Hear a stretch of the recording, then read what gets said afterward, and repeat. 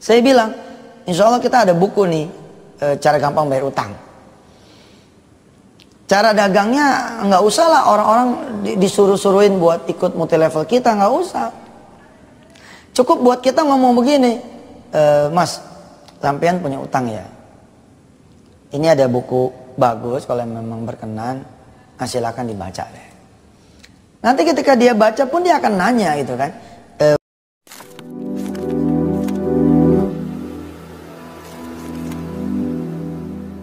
Assalamualaikum warahmatullahi wabarakatuh. Welcome back to my channel Detektif. Ya teman-teman, kita masih bicara tentang seputar pengelolaan sedekah. Nah, kali ini kita bicara pengelolaan sedekah tapi berhubungan dengan bisnis. Dimana bisnis ini ya berkaitan dengan Mas Mono, berkaitan dengan Yusuf Mansur tentunya ya. Mas Mono kan rekan Jody dan rekan Yusuf Mansur juga. Nah, teman-teman, kita flashback ke 10 tahun lalu ya teman-teman. Ini ada video yang menggambarkan bisnis 10 tahun lalu yang sebenarnya udah lebih dari itu sebenarnya.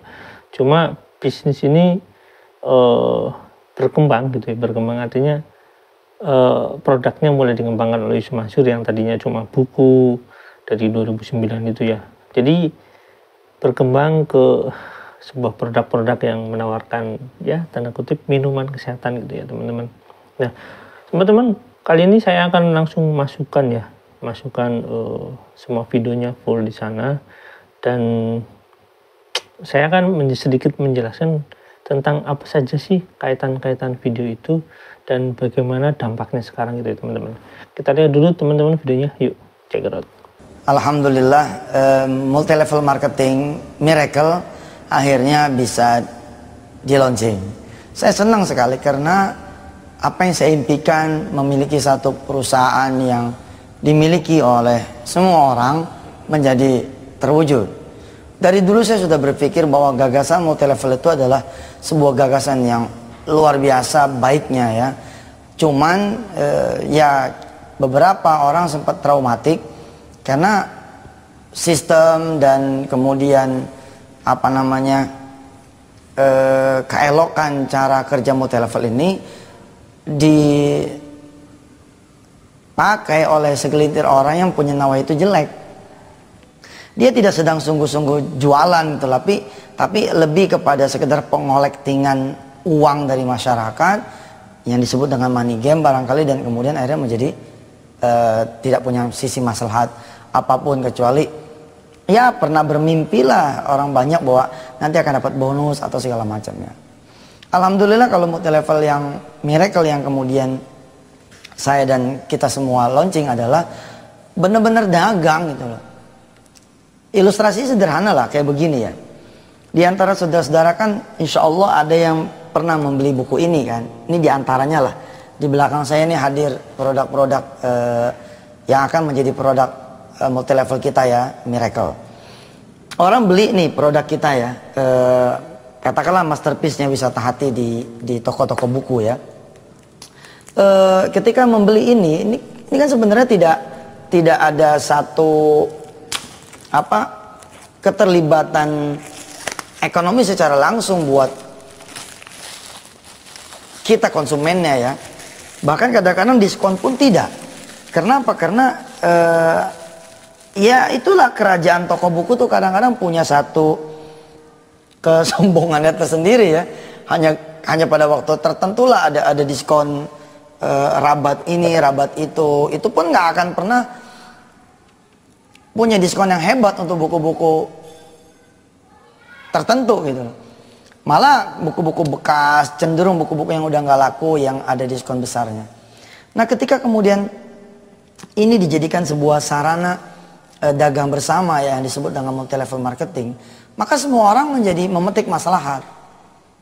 Ketika seorang pembeli membeli buku ini, lalu dia menunjukkan kartu keanggotaan multi levelnya, tentu selain ada diskon langsung, dia juga punya perhitungan rabat dan bonus yang akan dia nikmati, baik itu bulanan maupun dalam hitung-hitungan tertentu. Belum lagi kalau kemudian kita memasarkan. Kita ngerekomendasi orang nih, lu beli deh bukunya Yusuf Mansur. Itu bagus loh bukunya misalkan. Bercerita tentang ABC dan D. Lalu orang itu jalan ke toko buku. Kita dapat apa? Alhamdulillah sih kita dapat pahala. Iya betul. Tapi kan wa minhum may yaqulu rabbana atina fid dunya hasanah wa fil akhirati hasanah wa qina adzabannar. Kalau emang kita bisa sekalian dagang, why not? Kenapa kita enggak sekalian dagang? Itu yang menjadi salah satu jalan pemikiran. Kita melons yang namanya Majelis Duha Nasional. Kita melons juga kemudian event-event yang akan menjadi kegiatan bersama. Di mana pengajian ya kan suka ada orang dagang CD, dagang buku, dagang kerudung, dagang sejadah, dagang merchandise apapun lah. Dan itulah hebatnya pengajian. Satu pengajian kemudian bisa melahirkan kegiatan-kegiatan ekonomi.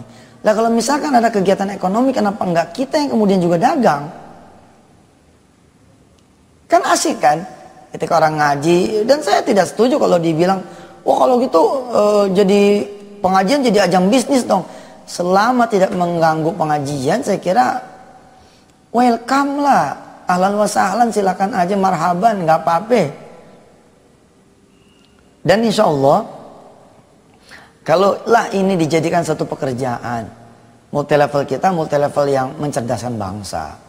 Kita bermain di wilayah buku, di wilayah CD ya, di wilayah DVD, di wilayah training, yang insya Allah akan membuat masyarakat menjadi bukan saja pintar dan berwawasan, tapi juga akan membuat mudah-mudahan semakin mendekatkan diri kepada Allah.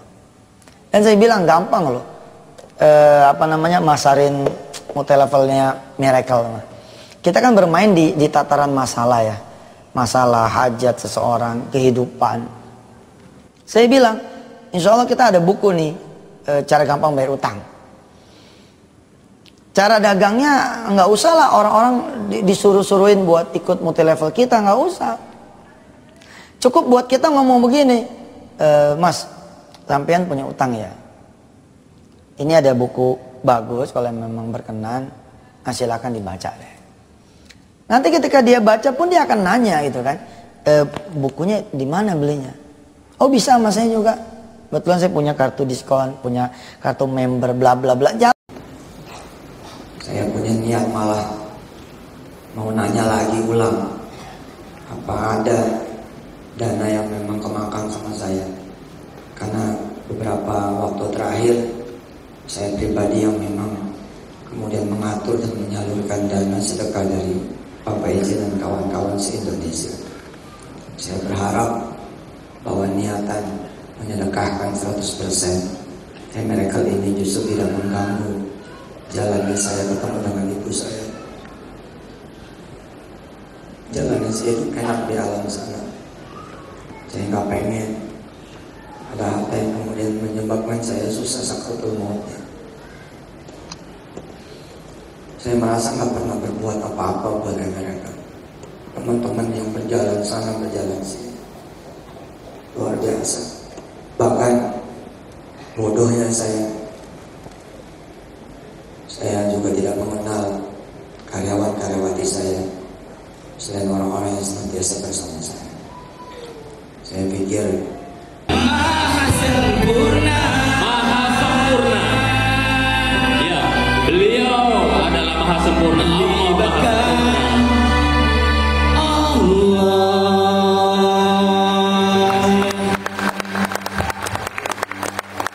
Dari saya ini saja, semoga kun fayakun hadir di hidup kita dan kita beri tepuk tangan kepada Mas Mono. Assalamualaikum warahmatullahi wabarakatuh. Terima kasih. Saya bersama Ustadz Hendy Irawan ini alhamdulillah pernah 10 kota keliling Indonesia. Kun fayakun for business ya. Kita satu kamar tidur bareng juga ya. Ternyata ilmunya luar biasa dan bahasa Inggrisnya juga canggih sekali beliau ini. Jadi kalau ada program PPP Darul Quran, terus ada VT-nya pakai bahasa Inggris, Ustadz Hendy inilah yang isi. Oke? Iya, siap. Terima kasih. Mohon doa. No smoking ya. Dan no sandal on. Termasuk beliau waktu nikah saya datang juga. Terima kasih Mas Mono ya. Mudah-mudahan segera punya omongan. Amin. Doakan ya biar saya dan istri bisa segera mendapatkan keturunan. Amin. Amin. Atau duluan. Next. Bismillahirrahmanirrahim. Assalamualaikum warahmatullahi wabarakatuh. Kurang semangat. Assalamualaikum warahmatullahi wabarakatuh. Waalaikumsalam warahmatullahi wabarakatuh. Alhamdulillah yang jawabnya kenceng mudah-mudahan sukses dan masuk surga. Yang jawabnya nggak tulus mudah-mudahan tidak masuk neraka. Kaget ya. Alhamdulillah, puji syukur kehadiran Allah Subhanahu wa taala hari ini bisa bersilaturahim untuk kesekian kalinya dengan E-Miracle. Tepuk tangan buat panitia E-Miracle dan para jajarannya, luar biasa. Sahabat Mas Mono, saya sebenarnya nggak pernah punya cita-cita menjadi seorang pengusaha. Bener, karena cita-cita saya adalah ingin jadi artis. Saya turun dari mobil diteriakin, Afgan, Afgan.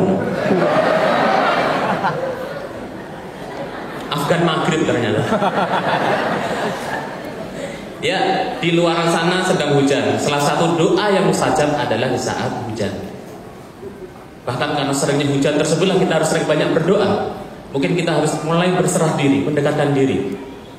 Saya semalam jam 11 baru pulang dari Sinapu. 2 hari saya di sana.